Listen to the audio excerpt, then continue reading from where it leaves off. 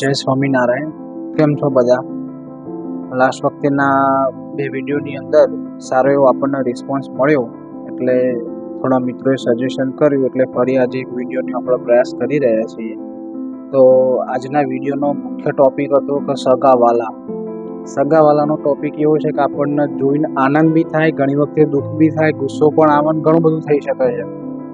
કેમ તો આપણા જીવનની અંદર ઘણા બધા સગાવાલાના આપણને કડવાય અનુભવ થયા છે, મીઠા પણ થયા છે, ગળા પણ થયા છે અને ખાટા પણ થયા છે. તો કઈ રીતના બધે આજે થોડું નાનકડી એને એક્સપ્લેન કરીએ અને એમાંથી કઈ રીતના પસાર થવું એના વિશે થોડી નાનકડી ચર્ચા કરીએ મારી સમજણ મુજબ. તો કેવું છે કે આપણું ફેમિલી હોય તો એની અંદર બે ચાર તો એવા હોય જ કે જેનું કામ જ છે કે આખા પરિવારની અંદર ઝઘડો કરાવો.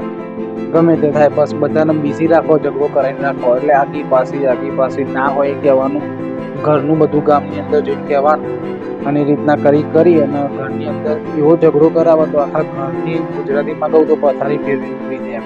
પેલી કહેવત છે કે આપણી પથારી આપણા લોકો જ ફેરવે છે, કેમ કે એમને જ ખબર છે કે આપણી પથારી ક્યાં પાથરી છે. ખ્યાલ આવ્યો?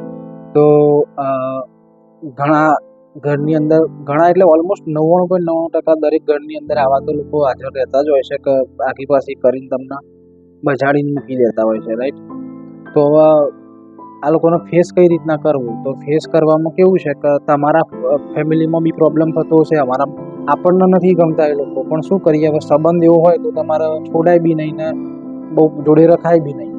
તો એનો બેસ્ટ ઓપ્શન એવો છે એનો કે તમે જેટલું લેટ ગો કરશો ને જેટલું એમને ઇગ્નોર કરશો ને એટલું એ લોકોને વધારે જલન થશે કે ભાઈ આ તો બહુ આગળ નીકળી ગયા કે અથવા આ તો લક્ષ લેતા જ નથી.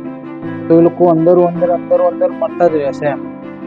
તો આપણે કોઈ પણ જાતનું રિએક્શન નહીં કરવાનું. આપણી ભૂલ કઈ જગ્યાએ થાય છે કે એમને કોઈને કીધું ને કોઈ વ્યક્તિ આપણને કીધું એટલે આપણે તરત એનું રિએક્શન કરીએ છીએ, તરત આપણા ફેસ એક્સપ્રેશન અથવા વ્યવહાર તહેવારમાં આપણે તરત ફરક દેખાઈ જાય છે. તો આપણે એવું ક્યારેય કરવાનું નહીં. આપણે આપણા નીતિ નિયમ મુજબ કે આપણા ભગવાને કે આપણા શાસ્ત્રએ જે રીતે નિયમ બનાવ્યા છે એ પ્રમાણે આપણે ચાલવાનું છે.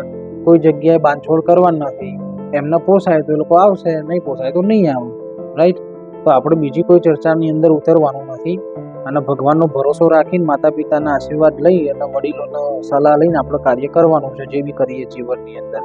અને સગાવાલાનો તો નિયમ છે કે તમે સારું કોઈ પ્રસંગ લઈને બેસો ને એ દિવસે જ આડા પાડશે, કહેશે કે આટલા સમય પહેલા તમારા ફાધરે તમારા મધરે આવું કીધું હતું, એનું શું? એટલે પાછું આપણે બધાને ચાર પાંચને ભેગા કરીને એમને મનાવવા જો એટલે પાછા કોઈ વખતે રાજી બી થાય, કોઈ વખતે ના બી થાય એમ. આ દરેક સમાજની વાત છે, દરેક કુટુંબની વાત છે અને દરેક સભ્યોની વાત છે. અને દરેક ઘરની અંદર આ પ્રશ્ન હોય છે જેમાં કોઈ જ શંકાનું પદ નથી. કોઈ જાહેરમાં કહેતું હોય છે, કોઈ ખાનગીમાં કહેતું હોય છે, પણ આ તકલીફ રહેતી હોય છે. તો બધાને વિનંતી છે કે તમે બધા એ રીતના ટેકલ કરો કે કોઈ જગ્યાએ સંબંધ ના બગડે. સંબંધ ઇમ્પોર્ટન્ટ છે લાઈફની અંદર. સંબંધ નહીં હોય ને તો કશું જ કામનું નહીં. એટલે ભલે આપણને એવું લાગતું હોય કે આપણી સાથે ચીટ કરી રહ્યા છે, કે આપણી સાથે ખરાબ વ્યવહાર કરે છે, તો આપણે જે રીતના બોલતા હતા એ રીતના જ આપણે બોલવાનું છે. ઈશ્વરનો આશરો રાખીને આપણે ચાલવાનું છે. ભગવાન હંમેશા આપણી સાથે જ છે, કોઈ ગભરાવાની જરૂર નહીં. જે કાવતરું કરશે એ ફસાશે, જે નહીં કરે એ તરી જશે. રામ નામમાં બહુ જ તાકાત છે. ભગવાન રામનું નામ લો, સ્વામિનારાયણ, જય કૃષ્ણ, જે આપણને અનુકૂળ લાગે એમનું નામ દઈને આપણે આગળ કરીને આપણા જીવનના ગોલ ઉપર આપણે ધ્યાન આપવાનું છે. બાકી તો સરસ મજાની કહેવત છે કે ભાઈ ભગવાનના જે ભક્ત થયા એના જગતથી કંઈ લેવા દેવા નથી. કેમ કે જગતને ભગતને ક્યારેય બનતું નથી. કેમ કે જગતને મોજ શોખ જોઈએ અને આવું આગુ પાછું બધું જોઈએ. ભગતને ભગવાનની ભક્તિ ને બસ એના ઠાકર ને બસ એની જ વાતો, બીજું કશું ગમે નહીં. એટલે તમે વિચારો તમે જગતમાં છો કે ભગતમાં છો? તો આપણે કઈ રીતના મેનેજ કરવું એ આપણા હાથની અંદર છે. મન ઉપર કોઈ વાત ક્યારેય લેવી નહીં. હંમેશા આપણે માતા પિતાની મરજી પ્રમાણે જીવવું, ભગવાનની આજ્ઞા પ્રમાણે જીવવું, બસ બીજી કોઈ ચર્ચામાં ઉતરવું નહીં.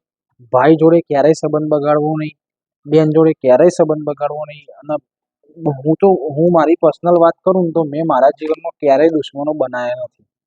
મેં જે બી જગ્યાએ જોબ કરી, જે બી જગ્યાએ ધંધાકીય પ્રવૃત્તિ કરી, કોઈ જગ્યાએ મેં સંબંધ બગાડવાનો ટ્રાય કર્યો નથી. એ વાત અલગ હોય કે આપણા સામેથી કોઈ એવું એક્શન કરે તો આપણે ત્યાંથી નીકળી જવામાં મજા છે, પણ તું તારી કે ગાળાગાળી કરીને આપણે એની સામે એના જેવું થવું તો પછી એનામાં આપણામાં ફરક શું રહ્યો, રાઈટ? તો આપણે ત્યાંથી નીકળી જવું સારું. રસ્તો એને આપી દેવો કે એને જેમ કરવું એમ કરે, એનું કર્મ પ્રમાણે એને એનું ફળ મળશે, બરાબર? તો આપણે